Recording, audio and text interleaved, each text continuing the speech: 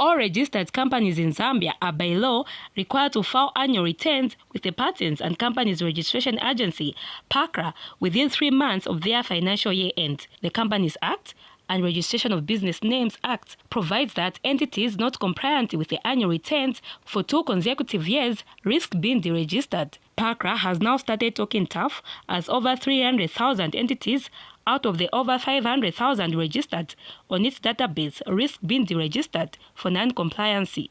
If a company does not file for 2 consecutive years, then there's a provision in both the Companies Act and the Registration of Business Act for the registrar to deregister the company, as is provided in the Companies Act or in the Business Names Act, to cancel or suspend a certificate.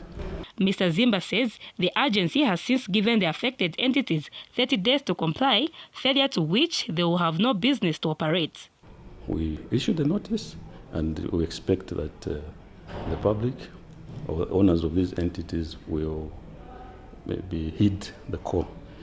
I can tell you that is the last thing that we would like to see, because we are these same companies are the reason why we are there. Zambia Association of Manufacturers ZAM President Ashu Saga calls for enhanced awareness on filing of annual returns by PACRA. Reminding them that yearly there's returns, whether you're just a business name you're registering or a limited company. I think the obligation needs to be there, and maybe some periodic